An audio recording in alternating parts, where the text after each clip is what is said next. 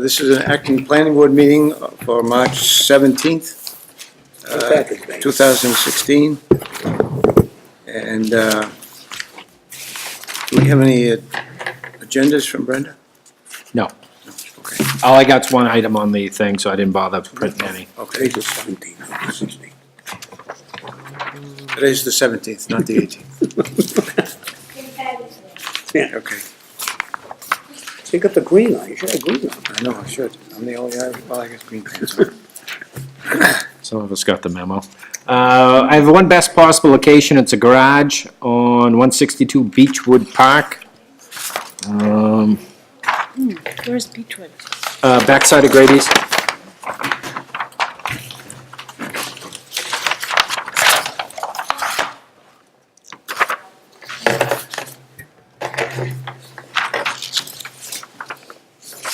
Currently, it's 2 feet from the road right now, and there's a set of CMP utility lines on the backside.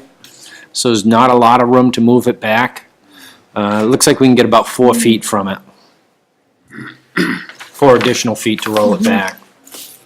So it's not within the 100-foot setback, it's just the road setback is the only issue with this one. Yes. And what are they looking to do? Just, Jack it up and put a foundation underneath it. oh, yeah? So where is it on, is it on? I must have sent one down. Is that a town That's it right accepted there. road, or is that his Yep, right there. driveway? Is that a town accepted road, or is No. that the driveway? That is the road, but it's a private camp road. What is it off of, Ken? Man Road, Okay. down into the Ice Road area, and, So it goes with this lot across the way here? yeah, it's a separate lot though, but that is their house. Okay. So currently, it's 2 feet from the road.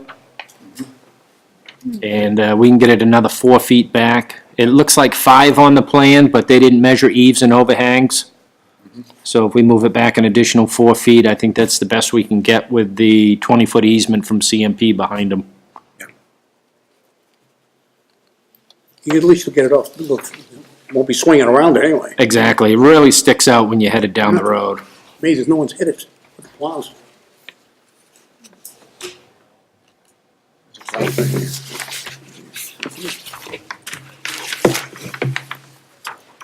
Yeah, have you been up by Little Red Schoolhouse?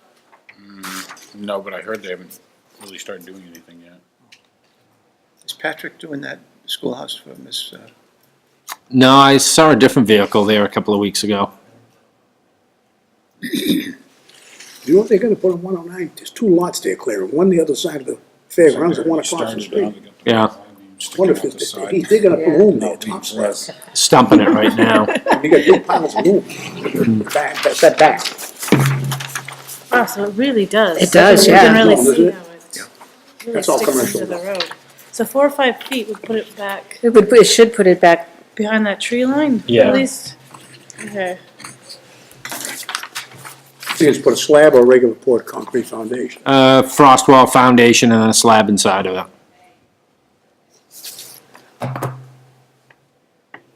Would we have that requirement, they gotta be like 16 inches of masonry? For Before you the, put a little, before you can lay the sill? yeah. So they'll do a 4-foot frost wall under this. You know, that, I was surprised at my place, the doors aren't bothered at all. And the neighbor said, well, he said when Ray had that garage built, they put the 4-foot wall all the way across the front. And it works good, but if you don't have that, the doors don't close right. Exactly. So because it's a separate lot, you couldn't consider like across the street or anything like that? This is the across the street, so the waterfront is over here. This is the one across the street, and you can see the power lines right there. So that's as far back as you can get tail end of that? without get getting this into the CMP easement. So it's going back this way, so basically probably right about to there is where you get it. Site disturbance, are we Lot talking about? 32. They taking many trees down? No, no, the permit calls for no tree removal. Yeah, So it's printable. If he did a slab, he could do it with the size of it, but he'd have to do so much dirt work, and I was surprised when they said they were gonna do a foundation, which is gonna minimum of the dirt work. I'm sure you'll ask for them to revegetate it anyhow. Can you make it? Right, well, in this case here, I probably wouldn't revegetate the front, but we'd look for a stormwater plan just to do crushed rock around the drip lines and stuff like that.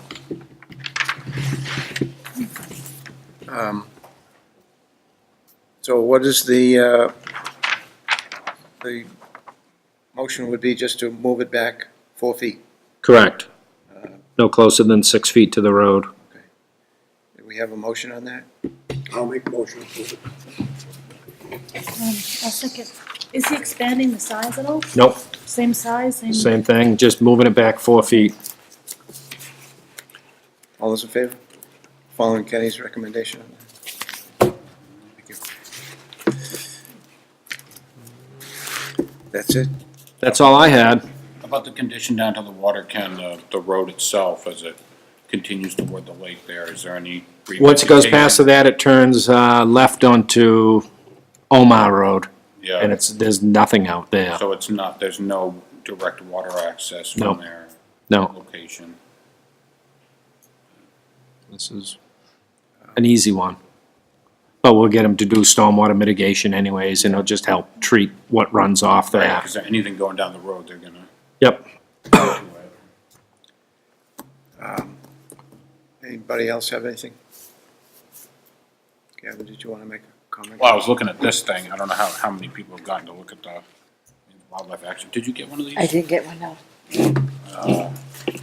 Brenda probably has another copy. I'll check down there. She was out sick today, so if not, just check in tomorrow and get you another one. And What I did with this thing, just to make it easier to handle, because it's quite a chunk of paper there, is I broke it up, and I just stapled it into its different elements. There's 8 different elements on it. A couple of them are combined, 7 and 8, and 5 and 6. And this is the executive summary right here, which is kind of just like a detailed outline of the thing. And I went through, I read like the abstract for each element, kind of gives you what the thing's about and gives you an overall idea for the thing. I thought it was pretty interesting. I mean, the first one's just like a list of the species, which they're mostly or entirely all animals. And then they talk about like the natural habitats that are important to the animals. And I thought that was pretty interesting, because if you look through it and you think about Acton, how many of the habitats in there actually occur in Acton? You got the headwaters, then you got the, lakes and streams, then you got the, the upland woods. There's a whole list of they broke it up into several different macro habitats. A lot of them are in the marine area, but we're pretty close to the coast, even though we don't have those habitats. We're still affecting them through our, through our waterways. So, I don't know if anybody else got a chance to look at it. I thought this was an interesting little bar graph here. It just shows like the miles of waterways, like, large rivers is over here, and then you got, and this is headwaters here, so really like the most miles of waterways in the state are in those little headwater streams that connect to the, the next one they have is small rivers, so. Aren't we in there as one of the towns that have the most acreage of water within our boundaries? Probably, I mean, yeah, we have, how many? We get 7 lakes either in the town or bordering it. Yeah, oh, yeah, Little Mousom, Scoops Pond, Square Pond. Loon Pond. There's a Loon Pond, just a glorified puddle. Still, I mean, it's a substantial body of water. I'm surprised that they let them build on that they just leave it alone. Right. Maybe an ideal place So for I feel like this wildlife. thing definitely has some, it speaks to Acton in that, we have a lot of biodiversity here, a lot of habitat diversity, and that, a lot of the species they address in here are here in Acton. yeah, there's quite a bit of information in there. Yeah, but, people shouldn't get swamped with the information though, because if you just kind of go through it and look at the abstracts and try to figure out. That's a good idea to break it up into sections. I just thumbed through it and left it saying, they got me too confused as to heck with this. Yeah, Right, well, this one's like pretty much just talking about the species themselves, and the element 2 is the habitats. element 3 is what's, problems with the habitat. Element 4 was the biggest one I found the most interesting, the conservation actions. These are things that people could actually do. In this, they break it up here as the habitat group. And I just highlighted some of the ones that I thought were the most interesting. Like the very first one on there, headwaters and creeks. It just says encourage improved road maintenance to reduce road gravel input and other pollutants into streams. And action, and they have an action category, which is public outreach for that one. They tell you what, priority they think it is. Is it a new action type? Is it something that's already going on? It's pretty simple stuff, but I like these charts because then you can kind of, it gives you something to noodle with, as opposed to just reading lists of things that need to be done.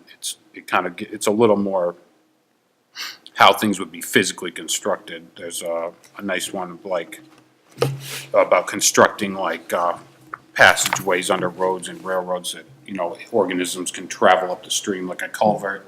It's just this round hole. A lot of times it dumps water at the other end of it, but if it's one of those, what do they call it, like a bottomless culvert. Open bottom, yeah. Where the natural stream bed is still underneath and the organisms have better passage underneath those obstructions. There's some pretty, simple things like that, but a lot of it was also education. Then of course 5 and 6, the monitoring periodic review, which is kind of more scientific, how they're gonna know, what's happened, because they gotta write another one of these things in 10 years. And this one's kind of like, people's input, like public participation. You look in the back and it's like what certain groups thought about the plan itself.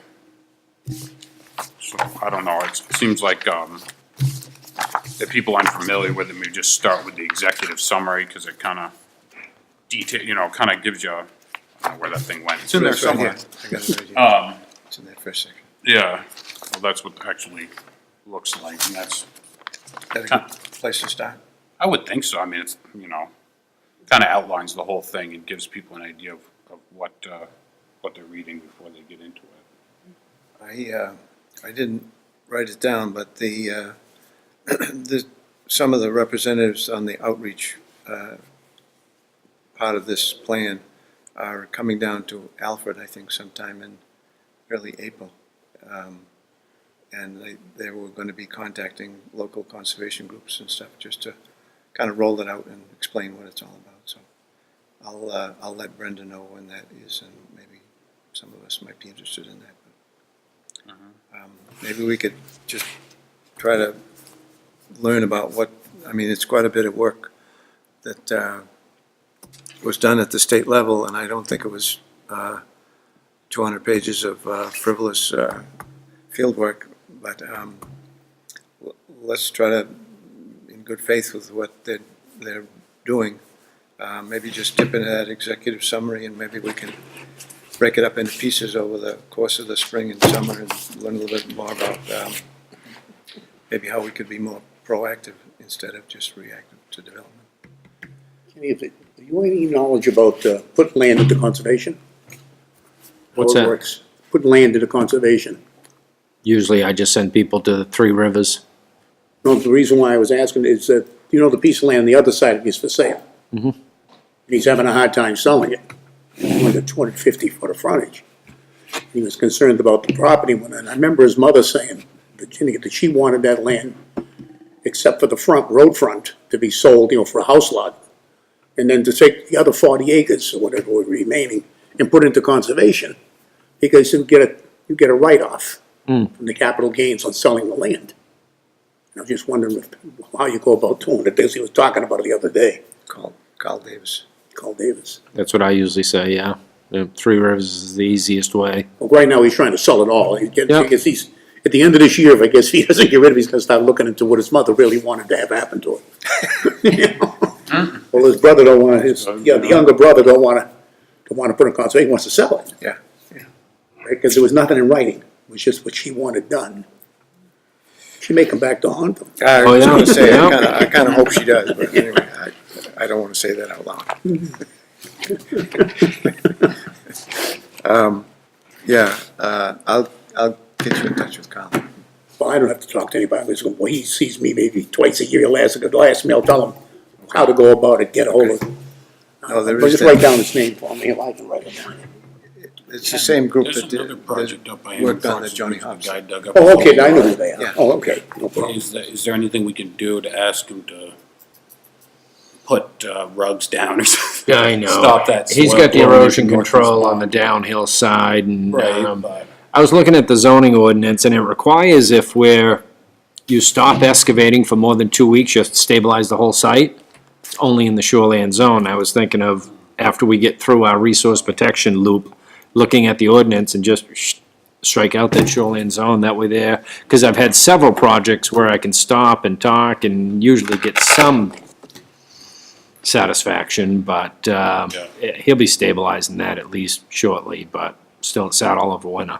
yeah. But we went round and round and the most I got out of that was the, Another building up over there? no, No other building? No. Yeah.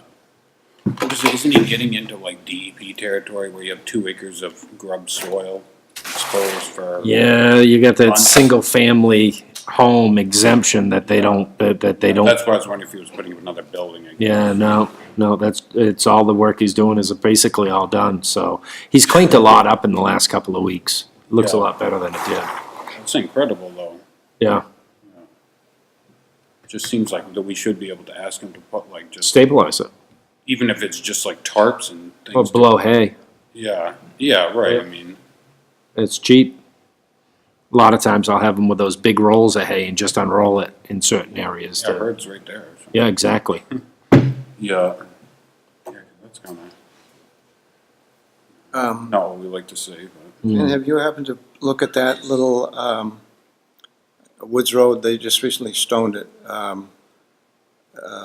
closer to the fairgrounds, from where Richard Neal is. They've put the road in on the edge of the wetland. I'm just curious what they're doing interior to that. You're going out to. Same 109. side as, Mills Road Yeah, on the same left when side. you're going out to 109. Probably, 200 or 300 feet up from East Shore Drive there. Loop Road or something? Loop Road, Loop yeah. Road. So on Milton Mills though?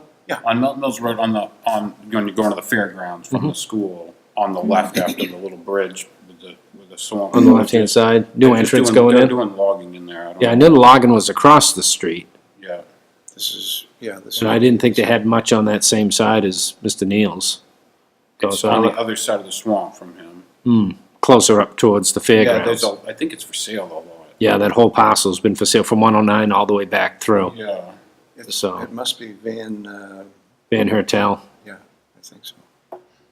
that's a sensitive piece of property though, I bet. once you That's get the in there. resource protection side. The rest of it has nothing to, it's all out of resource until you get down into that area there, so I'll have to look, see if, it's more than likely a timber harvest.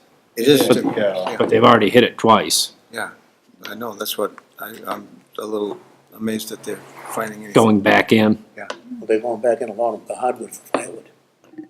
What? Years ago, they just harvested your hemlock and your pine, Right, good-sized trees for hardwood, lumber.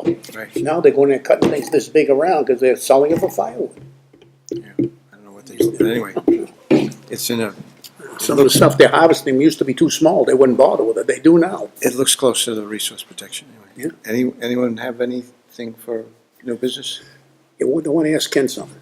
Ken, you know where I live, and up the street from me, there's an abandoned house that's been there since Columbus come over, I think. Yeah, But it's a mess, it's abandoned. 2 years ago, we had a squatter living in there, using cement blocks and a 5-gallon can to keep warm, building a fire.